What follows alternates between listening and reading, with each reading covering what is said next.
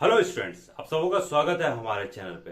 तो दोस्तों, पिछले लेक्चर्स में हम लोग यूनिट डिजिट किस प्रकार से निकाला जाता है उस पर हम लोग बात कर चुके थे। अब दोस्तों हम लोग सीखेंगे क्या डिजिबिलिटी का कुछ रूल्स, बहुत ही इंपॉर्टेंट है दोस्तों। अगर आप किसी भी प्रकार के एग्जामिनेशन दे रहे हैं, किसी भी प्रकार के कॉम्पिटेटिव एग्जामिनेशन या फिर एंट्रेंस एग्जाम दे रहे हैं, उस सबों में इस प्रकार का क्वेश्चन आपको देखना मतलब बिल्कुल मिल सकता है डिजिबिलिटी पे बेस्ड क्वेश्चन। ठीक है दोस्तों, तो उसके जानने से पहले क्या करेंगे, हम सबसे पहले उसका कुछ रूल्स है, रूल्स समझ लेते हैं। उसके बाद फिर हम लोग क्वेश्चंस में हम लोग करेंगे। ठीक है मेरे भाई। तो देखिए स्टूडेंट, सबसे पहले हम लोग बात करते हैं क्या डिजिबिलिटी बाय टू का क्या डिजिबिलिटी रूल है। बोला गया है कि a number is divisible by two if its unit place is either zero और मल्टीपल ऑफ टू। या तो उसका यूनिट प्लेस पे क्या होना चाहिए मेरे भाई, या तो जीरो होना चाहिए या फिर टू होना चाहिए। ठीक है, याद रखिएगा, सिर्फ जो भी नंबर होगा उसका यूनिट प्लेस में आपको देखना है। क्या देखना है, अगर क्या वो जीरो हो रहा है या फिर अगर टू हो रहा है या फिर टू का मल्टीपल है, तो वो सारा का सारा डिजिट क्या होगा दोस्तों, दो से डिविजिबल हो जाएगा। ठीक है, जैसे एग्जांपल हम बात करें, जैसे 10 लिए हैं, 20 हो गया, 16 हो गया, 24 हो गया, ये सारा का सारा और भी बहुत सारे एग्जांपल हो सकता है। मैंने दो चार एग्जांपल लिए हैं, आप इसके अलावा भी और भी एग्जांपल लिख सकते हैं। समझ में आ रहा है मेरे भाई। तो ये रहा टू का डिजिबिलिटी रूल्स। अब हम लोग चलते हैं 3 के डिजिबिलिटी रूल्स पे। ठीक है, अब देखिए स्टूडेंट, दूसरा वाला क्या बोल रहा है कि a number is divisible by 3 if the sum of digit is divisible by 3। देखिए, आपको कोई नंबर दिया गया, जैसे एग्जांपल मान लेते ये कोई नंबर दिया गया मेरे भाई। ठीक है, ये बोलता क्या है कि अगर जो भी आपको नंबर दिया गया उस सबों का सम करना है। सबों का क्या करना है, सम।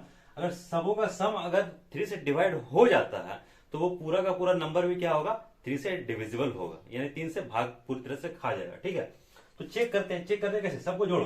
5 1 6, 6 2 8, 8 और 4 12, 12 का मतलब 12 कितना होगा दोस्तों, यानी आप देख सकते हो क्या जो 12 और सबको जोड़ने के बाद क्या 12 3 से डिवाइड होता है कि नहीं होता, तो होता है। जब 3 से डिवाइड हो जाता है ये पूरा का पूरा नंबर भी क्या होगा, 3 से डिवाइड होगा। ठीक है, आप देखो ये 6 2 8 1 9, आप देख रहे हो 9 3 से डिवाइड होता है कि नहीं होता, बिल्कुल होता है। इसीलिए ये भी नंबर क्या होगा, 3 से डिवाइड होगा। उम्मीद करते हैं दोस्तों आपको ये चीज याद रहेगा।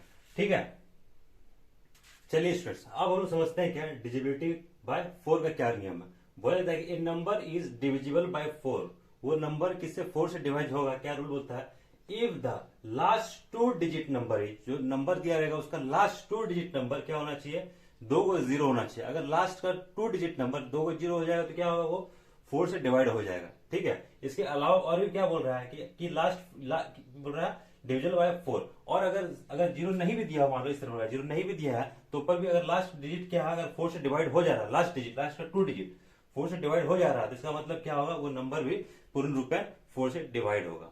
ठीक है, फिर से एक बार हम रिपीट कर रहे हैं, हम ये बोलना चाह रहे हैं आप लोगों को कि अगर कोई नंबर दिया है, ठीक है, उसका क्या होगा, 2 डिजिट, लास्ट का 2 डिजिट अगर 2 0 है तो वो क्या होगा, 4 से डिवाइड हो जाएगा। ठीक है, और क्या बोल रहे हैं इसके बाद, इसके अलावे भी अगर लास्ट का 2 डिजिट भी अगर 4 से डिवाइड हो जाएगा तो वो नंबर भी क्या होगा, 4 से डिविजिबल होगा। समझ रहे हो मेरे भाई। ठीक है, अब हम लोग चलते हैं क्या 4 में। ठीक है, स्टूडेंट, क्या बोल रहा है डिविजिबिलिटी बाय 5 का क्या रूल है। A number is divisible by 5 if the last digit is, या फिर यूनिट डिजिट इज 0 और 5। अगर वो लास्ट डिजिट क्या हो जाए, 0 हो जाए या फिर 5 हो जाए, वो सभी नंबर क्या होगा, 5 से डिविजिबल होगा। ठीक है, जैसे ये देखो, ये क्या है 50 लिखा, यानी यूनिट प्लेस पे क्या है मेरे भाई, 0 है, तो ये भी नंबर क्या होगा, 5 से डिविजिबल होगा। ठीक है, आप देख रहे हो क्या यूनिट प्लेस पे क्या आ रहा है, 5 हो रहा है, तो ये नंबर भी क्या होगा, 5 से डिविजिबल होगा। ठीक है, तब फिर हम लोग आगे बढ़ते हैं। ठीक है मेरे भाई। अब देखिए स्टूडेंट्स, हम लोग बात करते हैं डिजिबिलिटी बाय 6 का। देखिए 6 का डिजिबिलिटी क्या होता है दोस्तों, आपने 2 का जैसा डिजिबिलिटी पढ़ा, 3 का पढ़ा, उस दोनों का कॉम्बिनेशन मिलके ये 6 होता है ना, यानी 2 इंटू 3 करते 6 होता है। इसीलिए 2 का जो डिविजिबिलिटी रूल होगा वो उसमें भी फॉलो करेगा, 3 का जो डिविजिबिलिटी रूल है वो भी इसमें फॉलो करेगा। A number is divisible by 6 if the number is divisible by 2 and 3 both. अगर दोनों नंबर क्या हो, 2 और 3 से अगर दोनों से डिवाइड कर जा रहा है तो वो नंबर क्या होगा दोस्तों, 6 से भी डिवाइड कर जाएगा। एग्जाम्पल के तौर पे लिखे हैं 522। देखिए यूनिट प्लेस पे क्या आ रहा है आपका, 2 आ रहा है, यूनिट प्लेस पे 2 आता है तो क्या होता है, 2 से डिवाइड हो जाता है। दूसरा बात क्या बोले, 3 का क्या होता है दोस्तों, सम ऑफ डिजिट।